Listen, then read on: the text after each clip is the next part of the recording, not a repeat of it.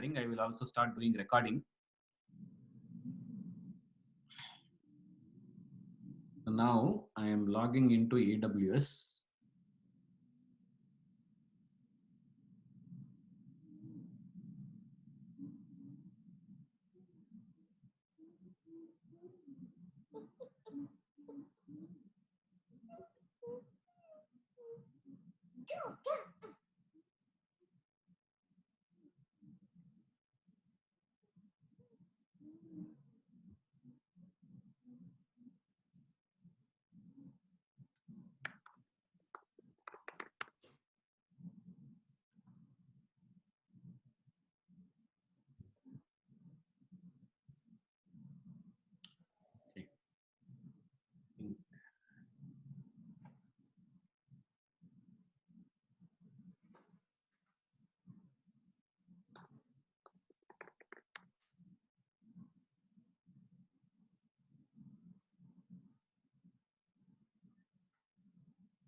Okay, so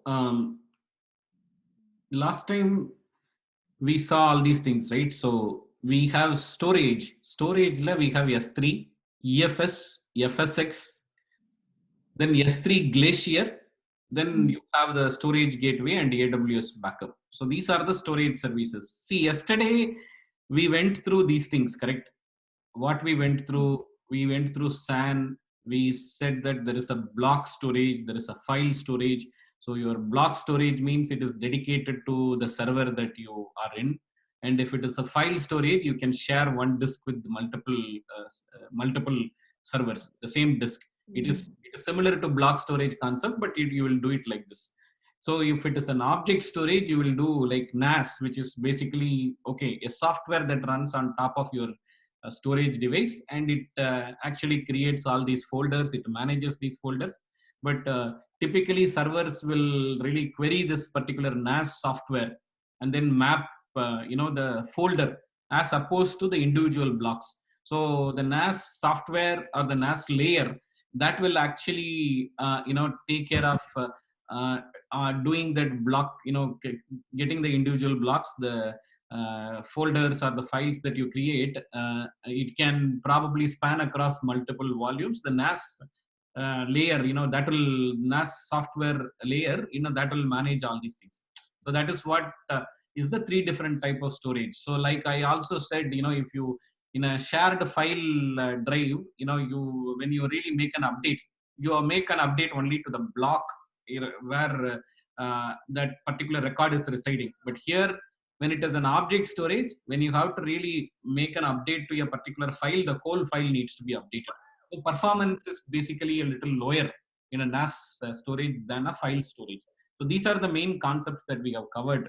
Okay, so how this translates into AWS, so that we will see. So I will also mark, what is the equivalent in AWS equivalent. So SAN AWS equivalent is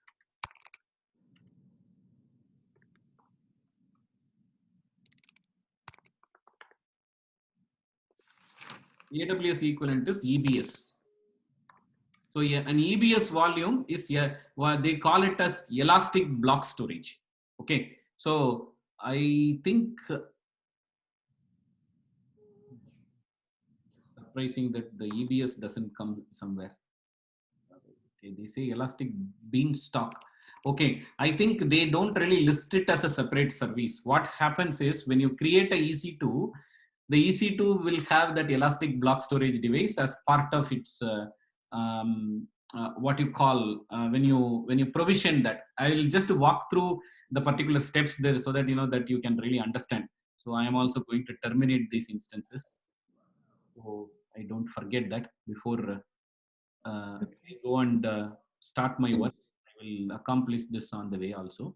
Okay, so I am terminating these instances so that I don't get charged for it. So now I'm going to go and create a new instance. Okay, so I will actually tell you where exactly you can look at the devices or drives that you want to create. So now I go here, right? So I select this. So there is a Linux. So I'm going to select Linux again. So as you see, This is a free tier eligible system. So I'm actually going and taking the T2 micro. So I'm going here. These are all the standard set of things. So I don't want to change any of these things as a, for now. I'm going to no preference for subnet, and I will use the default VPC, and I'm using all the other options. Then what I'm going to do, I'm going to add, next is add storage. So if you come here, this is where you will really use the EBS volume, what you are talking about. Okay. So I am see right now root volume is 8 GB. So this is if you really look at this, they have various types of drive options they provide. They call general purpose SSD, provisioned IOPS SSD. Provisioned IOPS SSD is the second another option that they are giving. Right now, if you really look at it, they also say that you can attach additional EBS volumes and instant store volumes to your instance, or edit the settings of your root volume. So this EBS volume is what your SAN storage in the cloud world. So I want to add some additional storage volume. So now it is really asking what type of volume you choose it. It really only gives EBS as the option, because you only can really add the EBS as a kind of a dedicated storage volume here. I don't really have any other devices that I have created as of now yet. So if there is a snapshot, then I can really take the snapshot. Snapshot means there are some standard snapshots that are available, which is something like I want to really create an image of a standard reference snapshot. Then I think I can take it. I really think, say, as you really see, they have taken some snapshot um, which is a standard snapshot that is applicable for root volumes. They have taken that. I don't want anything of that sort, so I will just leave it as it is. So here, I think that I want to really get a kind of a 20 GB volume. I don't want a big thing. But here you have some more options, because we also can, a root volume should always be a SSD. SSD is basically a high performance solid state device. It's a high performance device. I will go into those details also a little bit. There is something called IOPS. Okay, so I will also talk about what is an IOPS and what is a kind of a general purpose SSD and what is a provisioned IOPS SSD. There are some 4 or 5 types that they have given here. So I will also write it down in the main study material itself on AWS. How that is provided, and I will probably share this at the end of the session also, so you can actually reference this. So in AWS, what they really give when they talk about this, and especially the different types and the IOPS performance also. Okay, so IOPS is nothing but input output operations, because when we are talking about storage, what happens? What are we doing with the storage? In a storage, storage means you have a device, a disk. See, in your laptop, when you really click, go and really click your C drive or D drive, for it to really load the list of drives in C drive or D drive, it goes and reads the laptop's hard disk. Actually, you can sometime really see in your laptop, there will be a kind of a small light in some of the older laptops, Windows laptops. You could really see that the disk is there, and the disk light will be there. It will really keep blinking until it reads and displays all the list of devices. It's probably present in older devices. Nowadays, most of the disks storage is faster. They don't even really have that kind of a read feature, or the read light, that LED light that blinks that okay, I am reading the disk. That does not really get displayed anymore, because right now they all really have moved to a newer technology. Because previously disk means they are all spinning disks. In the drive, they will have spinning disks, so the disks will actually rotate, spin. Nowadays it's all magnetic. Magnetic means all the information is actually there is a electromagnetic technology that writes all the zeros and ones in a very, very small compact area. So you don't need actually a kind of a spinning disk to really go and really locate the exact block of storage from which your data need to be read. The technology has evolved. So here, that is why you don't see those blinking lights anymore. So what it really says is how many input output operations like that go and really do that input output operation, how many input output operations you can do per second. That is what is something like IO ops, input output operations per second. Okay. So how many IO ops you can typically do, depending on that, your thing comes. Say as an example, here itself it says that IO ops, right? The requested number of IO operations per second that the volume can support. So you see, I can really give this as notes, but you can always, Amazon also provides all these things as a kind of read material, readily reference material in their what they call as a tooltip itself. So you go here, you can really take a look at the requested number of IO operations per second. So say for example, provisioned IO ops SSD volumes, you can provision up to 550 IO ops per gigabyte, for IO1, and maybe up to 500 IO ops for the IO2. That is what they are seeing. Then for general purpose SSD, general purpose, see, when you say general purpose SSD, that is what normally most people will choose.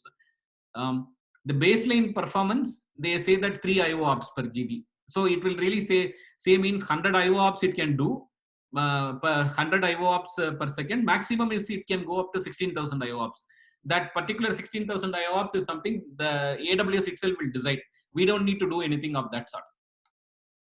Okay. So so what we are trying to do is 100 and 3,000 is here, right? General purpose SSD.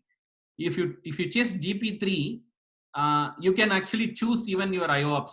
Here in GP3, what you can do is you can you will be able to choose how much is the IOPS performance that I need. I think that here it will say that I think that 16,000 IOPS was provided, right? So I can even choose that, okay, I need 16,000 IOPS. I don't want to do that, because when I really do that, it probably can cost something also. So I'm going to just leave 3,000 itself here. And throughput also, I will really leave it to AWS recommended thing. Then provisioned IOPS is another option. Here also you can specify how much IOPS you need. Okay, and it has IO1 and IO2. IO2 is slightly I would really say that the second layer, so it really gives more performance. IO1, so IOOps is less means it is probably slower speed is fine. IOOps is more means you want really more performance IOOps, right? But I am really not going to tweak with anything. I'm just going to leave the general purpose. For root, it should be general purpose SSD. GP2 is very much fine, and for the secondary storage also, I am just going to really leave it with GP2. For most standard performance needs, our GP2 is a standard volume that is good enough. We don't need anything additional to that. Similar to that, you see that in the device, these are all devices.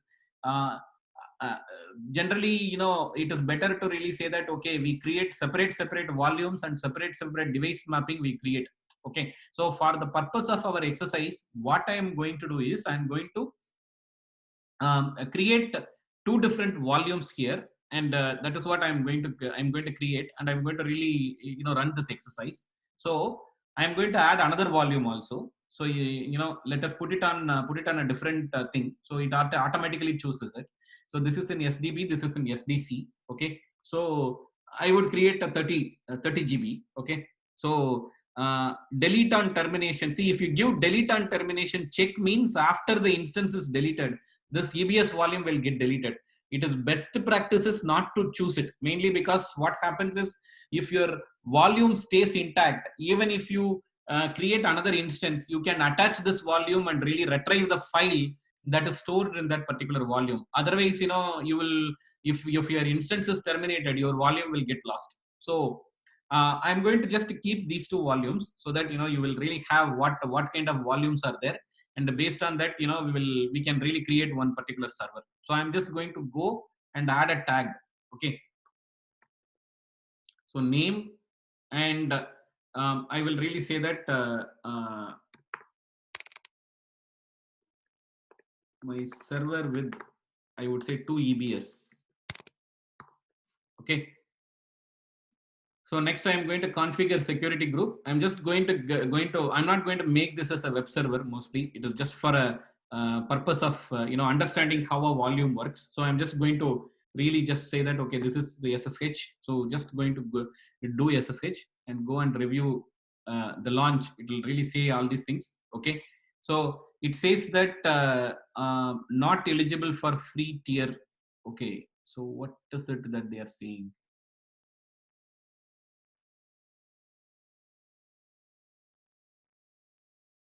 Oh, okay. So it says only I can have what is the S3 is this much. C2. Does it say anything for EBS?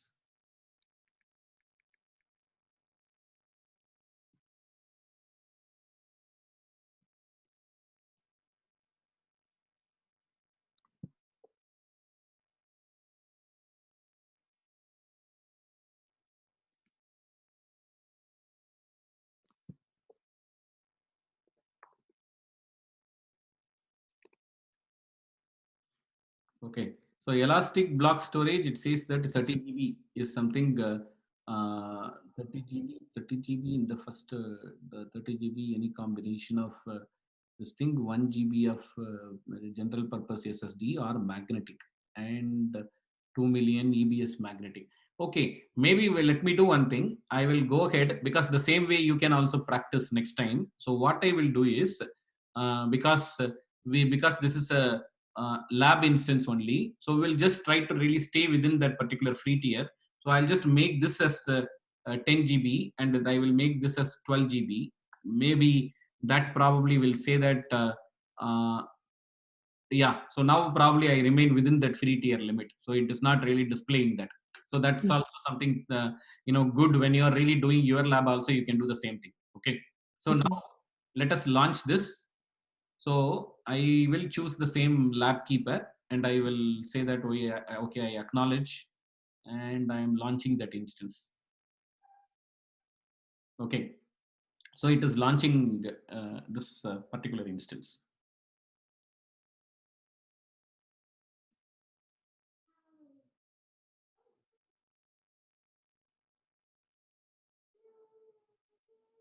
Just give me just 1 minute.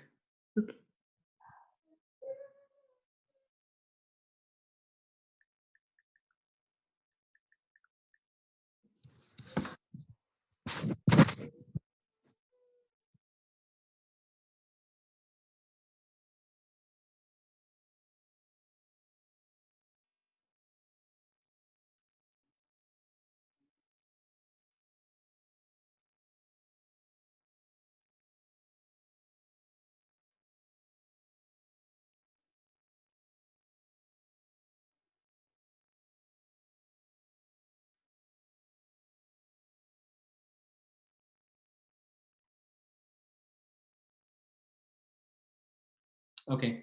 So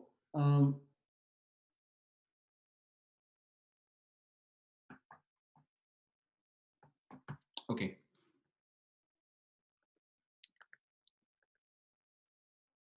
So what we do now next is we will go to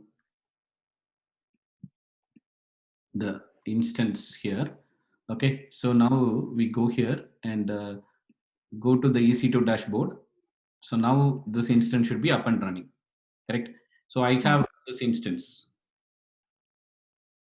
So I copied the public IP address here. I will go to my terminal. So what I am going to do is I'm going to go to my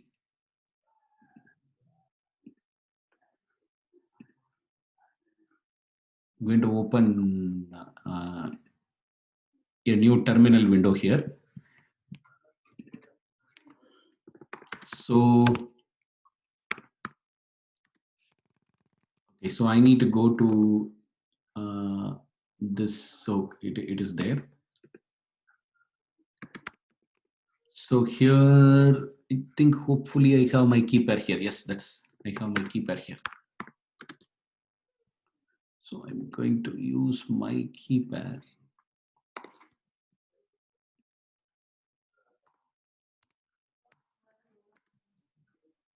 ec2 dash user at. So now I go here, I copy the public IP address. Now it's asking, are you sure you want to continue to running? I am inside my server. Okay. So now see, there is in Linux, there is a particular command called df. So it lists, okay, probably if the meeting ends, we'll really restart it. So I'm just actually, okay. So as you could really see right now, we have some file systems here. See, you have a 6.1 point, there is a 8 gig, this 8 gig slash dev slash xvda1. This particular file system is the root file system. That root file system, it is listing. I'm trying to see that why there could be volumes. There are volumes that are also there. Some are, because that particular volume right now is not, we have assigned the volume to this particular instance, but we have not really listed the volume into, listed those volume into a kind of a, what is that? They are currently raw volumes. They are not yet mounted on any kind of disk. So I will talk about that particular part also here, because you may not really understand exactly how that works. So let me actually talk about that also. There is a particular Linux command there, so which we have to execute to talk about what are all the volumes that are available here. So okay, I don't have that command here.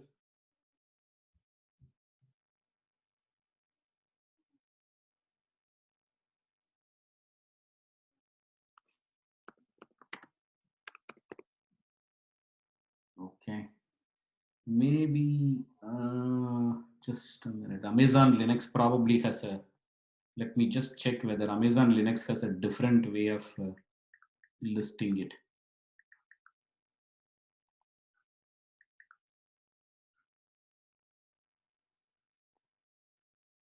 And what is that command df -h? Yeah, it's a Linux command which you can use to really look at what are all the file systems that are there. Say, for example, these are the standard file systems that are created. File system is basically your directory. You have C drive, D drive in what is that? Windows, right? So similar to that, you will have uh, um, this similar to that.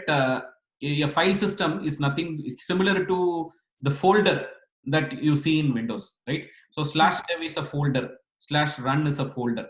So these folders are basically located on the external disks. Say, for example, when you do an ls here, okay, I'm still an EC2 user, right? I still haven't really taken a sudo thing. So I am actually taking a root user privilege. Okay, so now if I do, okay, I think that I'm still here. So I'm going to root directory. So this is the overall list of directories. So you have all these things.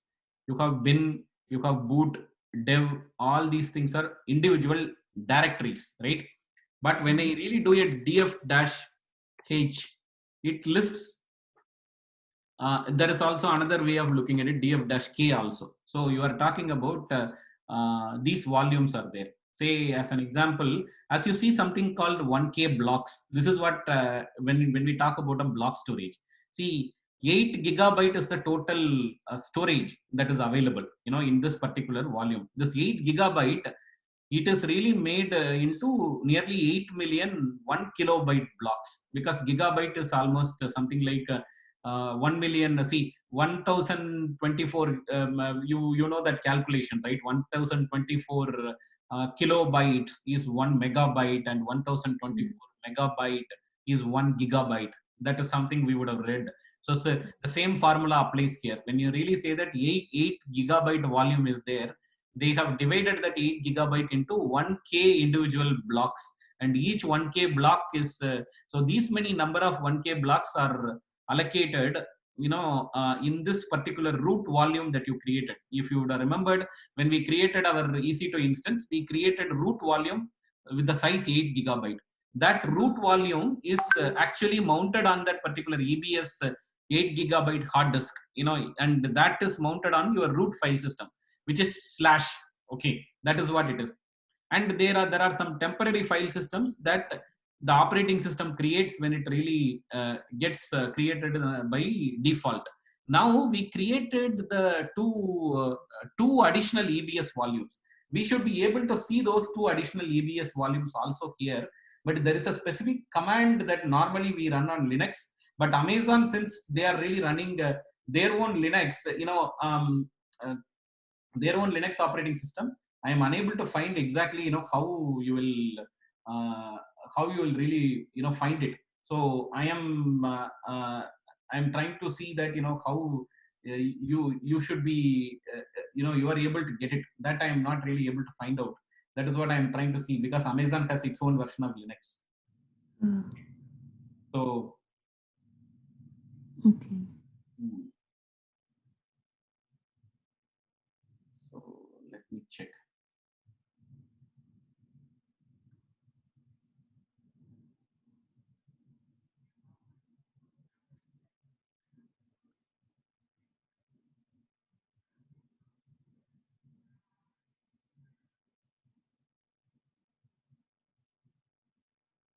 Okay, maybe this one. Okay. Now you got, see, I got this. You see this, right? Yeah. LS. LSBLK. So this is the command. See, your 8 gigabyte, this is the root disk that we mounted. Mm-hmm. If you look at the another thing, we created a 10 gigabyte block and a 12 gigabyte block. Yeah, we created that. Okay. So that 10 gigabyte and 12 gigabyte is listed here. Okay. Now you can do one thing. This same LSBLK you can run on your, I will stop sharing. You can open you share your screen. You created only with a root volume, right? So you can go and really show your screen. We can actually really look at how your root volume looks like, correct? Your root volume, you should only see root volume. You will not see these two additional volumes there. Okay. Without creating the. Yeah, correct.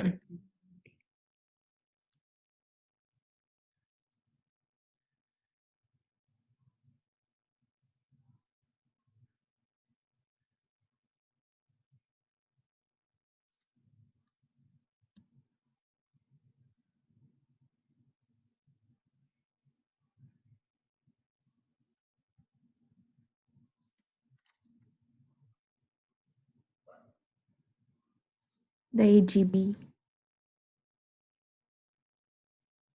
Yeah. So you see only that 8 GB, right? Yeah. So now we are seeing additional 10 gigabyte and 12 gigabyte volumes. So from there you can actually go and create